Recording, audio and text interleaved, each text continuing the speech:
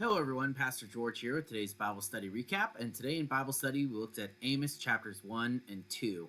And the reason I wanted to focus on this is I wanted to dig into the nitty gritty of the geographical picture that is placed here because it adds so much weight to the book of Amos that when it was first pointed out to me, that I was kind of shocked by it in like a good way because it really hammers home the critique that Amos is giving the people of Israel.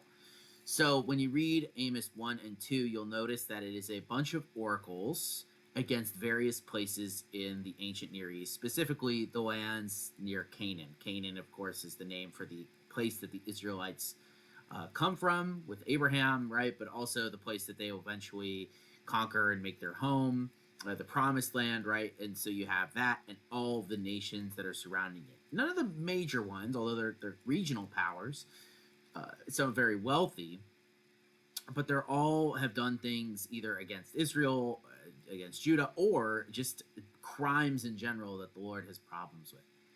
And so when you read Amos 1 and 2, what you're going to see is you're going to see that he's going to call out each nation by name. So it begins by talking about Damascus, and then it talks about Gaza, then Tyre, then Edom, then the Ammonites, and then Moab. And we'll stop there for a second, right? So on here, I have a picture of the ancient Near East Canaan. You can see it, right? This map that someone made. And you can see that those are all of the nations that surround Judah and Israel, right? So the way to view this is that this is like a circle that is going around and getting closer and closer and closer to the center of its target. And then it's Judah that it's attacked next, and then finally Israel. And when you read this, I want you to pay attention to just how it looks on your page, right? You can tell who has the biggest oracle.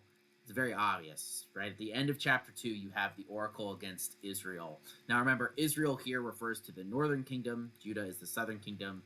Amos is originally from Judah, and he goes up to Bethel in the northern kingdom to prophesy against them.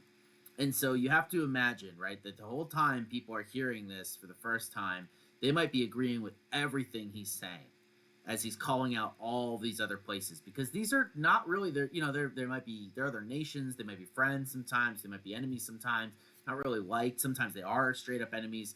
You can imagine the people of Israel being really pumped about this, hearing what Amos has to say about all these other places. But like I said, right, it's that target that's circling in. I'm not really doing a good job with it on here. There we go. Circling in right on Israel. And that is where the biggest critique is held.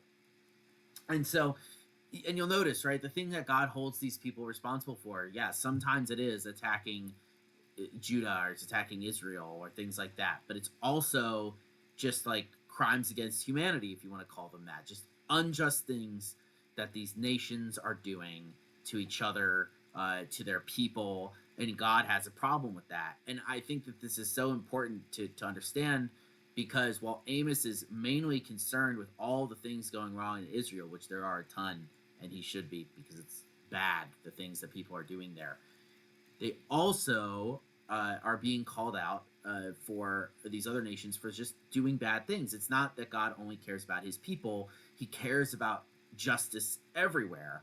And he's going to hold those people accountable on the day of the Lord when he brings judgment to them, right? Not just like in the sense of the final day of the Lord, but also in judgment bringing, which he does throughout history.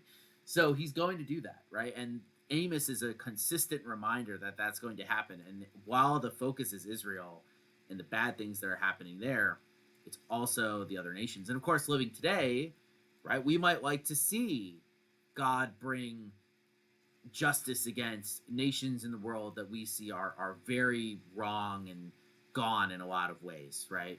We might like to see him bring justice to a place like North Korea. But if we're only focused on the outside and we're always saying God has problems with them out there, one of the things that the book of Amos teaches is no, like, get your house in order, your own house in order morally. Not, I don't want to say first, because you can still judge the other people for doing bad things. Like, you can judge bad behavior, but you can't think as though you're safe from it. And just that's the other world's problem, and we're the chosen people. We're good. We don't have any issues, right? No. Amos is saying that you have issues with the Lord because you are not following his law and doing all these other bad things. So, important thing to remember. So that's what we talked about today. I hope you found that interesting. I hope you have a wonderful rest of your Wednesday, and peace out.